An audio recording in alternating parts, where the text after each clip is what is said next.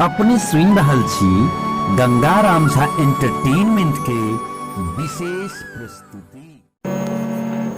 बेटी तो खिलखिलाइत फूल छी, बेटी एहि जगत के मूल छी। बेटी तुलसी चौरा के तुलसी, जुनि बुझू बेटी बाट पर हक धूल छी। जुनि बुझू बेटी बाट पर हक धूल छी। आओ नमस्कार प्रणाम, हम छी गंगाराम झा और आइ एकटा विशेष अनमोल रचना जे हिमाद्री मिश्रा जी बड़ सुंदर से सजा के लिखने छथि और वो बेटी के सोहर हम अहाँ के बीच सुनाबक लेल जा रहल छी। और सुनी।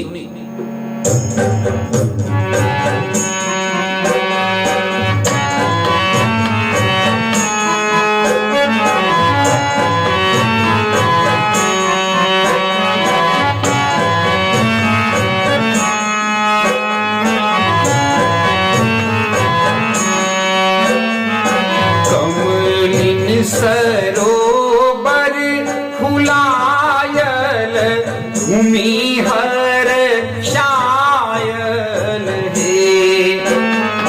कमलिन सरोवर फुलायल भूमि हर शायल हे। दिया है तोहर जन्म बर भाग की हर मोर सोहर हे।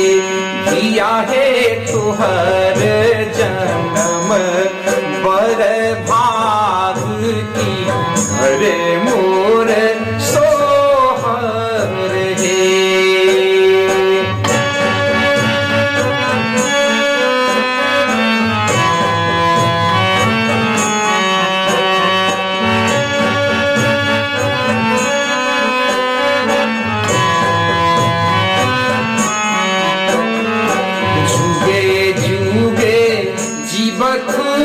आराध्या स्वरूप जेना सिया हे।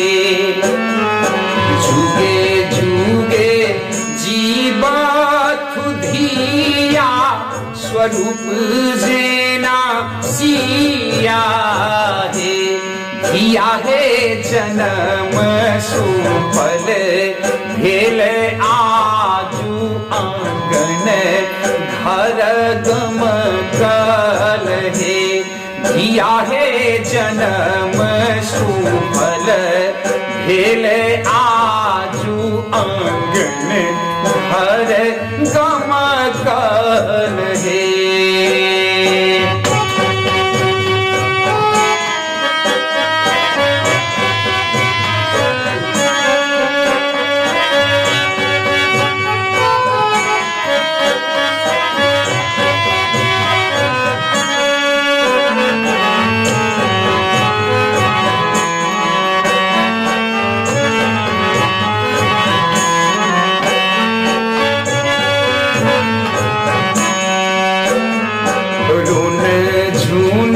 बाजत पायलिया चिड़ैया मोर चहकत हे।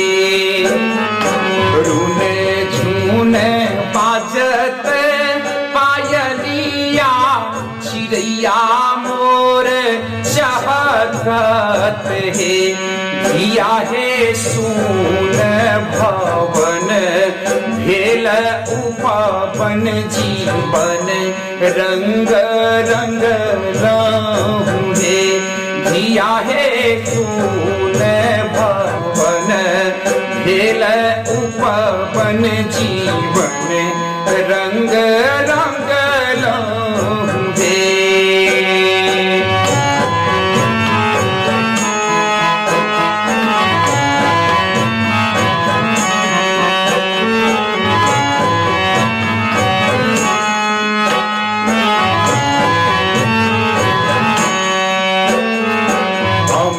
केरे दुलरी बहिनिया कि बाबा के नतीनिया हे।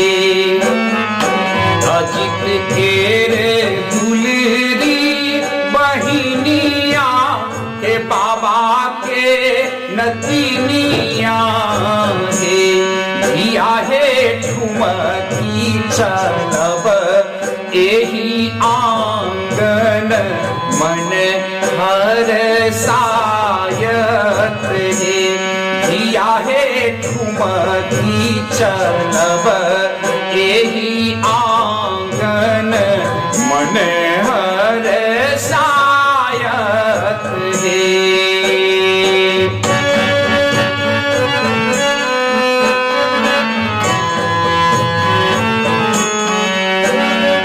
मिथिला के सब बेटी के लेल एक प्रस्तुति के हम समर्पित करऽ के लेल जा रहल छी।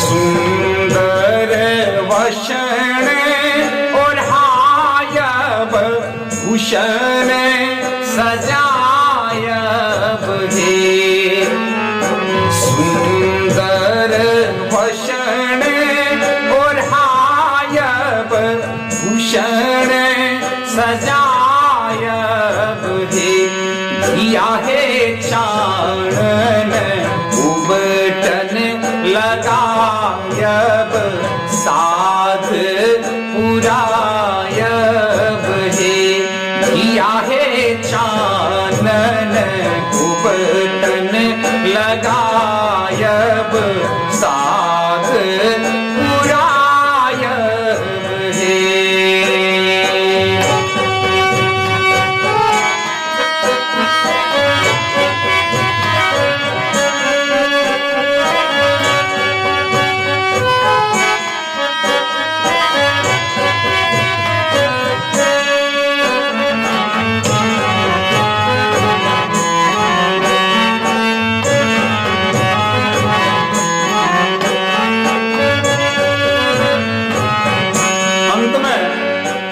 नेह सीने है घर जोरब माने बढ़ायब हे नेह सीने है घर जोरब माने बढ़ायब हे धिया हे सबला बनी जग पूजायब नाम कमायब हे धिया हे सबला बनी जग पूजायब नाम कमायब हे कमलिन सरोवर खुलायल भूमि हर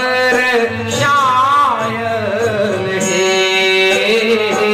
कमलिन सरोवर खुलायल भूमि हर शायल हे धिया हे तुहर जन्म बड़ भाग्य की हर मोर सोहर हे आराध्या हे तुहर जन्म बर भाग की हरे मोर सोहर हे धिया हे तुहर जन्म बर भाग की हरे मोर सोहर हे। समस्त मिथिलावासी के लेल एक विशेष बेटी के सोहर हम प्रस्तुत कलौं और धन्यवाद दै छियनि हिमाद्री मिश्रा जी के जे एतेक सुंदर से सजा के एहि गीत के लिखलनि। एहि लेल विशेष धन्यवाद। सब गोटे एहि गीत के सुनब और निश्चित रूप से बेटी के मान सम्मान के बढ़ाबी, सब गोटे जोर लगाबी, यह शुभकामना हमर एकटा स्नेह प्रार्थना और बहुत बहुत धन्यवाद।